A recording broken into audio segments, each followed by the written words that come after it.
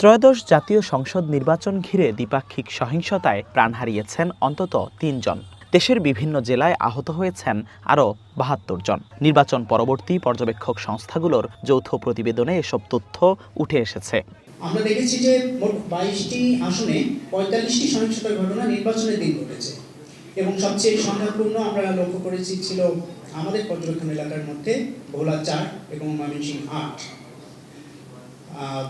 যেখানে প্রতিটি জায়গায় আমরা ৬টা ঘটনা ঘটেছে। এখানে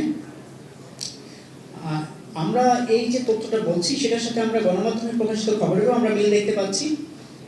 আমরা দেখেছি গণমাধ্যমে প্রকাশিত খবরে আমরা দেখেছি যে মোট ৭২ জন আহত হয়েছে নির্বাচন দিনে এবং ১৪টি সহিংসতার ঘটনায় এই আহত হওয়ার ঘটনাটা ঘটেছে।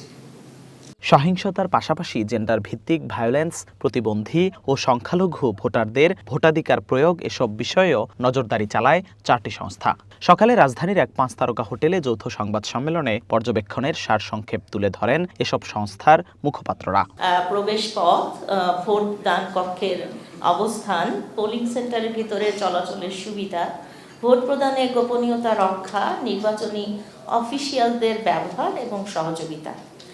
এখানে আমরা যা দেখতে পেয়েছি সেটা হচ্ছে যে নির্বাচন পরিবেশ খুব সুন্দর ছিল, কিন্তু তারপরও প্রতিবন্ধী মানুষের উপস্থিতি অনেক কম ছিল। রিক্সা ছাড়া অন্যান্য যানবাহন আমরা খুব একটা চলাচল করতে দেখিনি, যার ফলে অনেক প্রতিবন্ধী মানুষ কেন্দ্রে আসতে পারেননি বা আসতে উৎসাহিত করেননি। নির্বাচনের আগে থেকেই ভীতির মধ্যে ছিলেন সংখ্যালঘু সম্প্রদায়ের অনেক ভোটার, এমন দাবি পর্যবেক্ষকদের। কিছু কেন্দ্রে তাদের সঙ্গে অসহযোগিতামূলক আচরণের অভিযোগও উঠে এসেছে প্রতিবেদনে।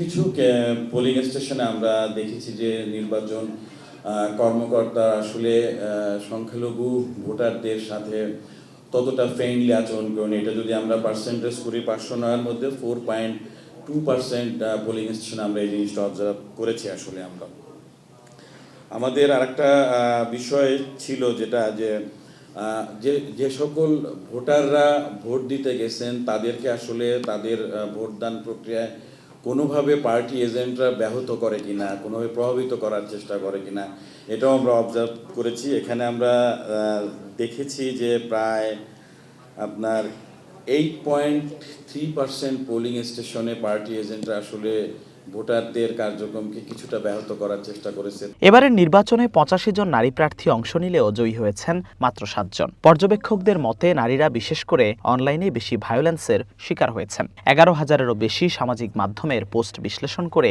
এসব তথ্য তুলে ধরা হয়। আমরা আমাদের প্রাথমিক এই ফলাফলে দেখতে পেয়েছি প্রায় কমেন্ট লেভেলে প্রায় ৩৭%-এর উপরেও নারীরা হচ্ছে অনলাইন জেন্ডার বেসড ভায়োলেন্সের শিকার হন। এবং একই সাথে আমাদের ফাইন্ডিংসে আরও একটা বিষয় উঠে এসেছে যে সাধারণত ফেসবুক প্রোফাইলে যারা আসলে মূলত ভোকাল, তারা দেখা যাচ্ছে যে এই অনলাইন ভায়োলেন্সের আসলে তারা বেশি সম্মুখীন হন। এবং একই সাথে আমরা দেখতে পেয়েছি আসলে অ্যাক্টিভিস্টরা পলিটিশিয়ানদের তুলনায় বা ক্যান্ডিডেটদের তুলনায়ও আসলে বেশি ভায়োলেন্সের শিকার হন, প্রায় ৩০%-এরও বেশি, বা বলা যেতে পারে ৫ গুণ বেশি আসলে ভায়োলেন্সের শিকার হচ্ছেন। ৪টি সংস্থার প্রতিবেদনে সহিংসতা ও অনিয়মের চিত্র উঠে আসলেও অতীতের তুলনায় ভালোভাবে সম্পন্ন হয়েছে, এমন দাবিও করেছেন পর্যবেক্ষকরা। জিহাদুল ইসলাম, ওয়ান নিউজ, ঢাকা।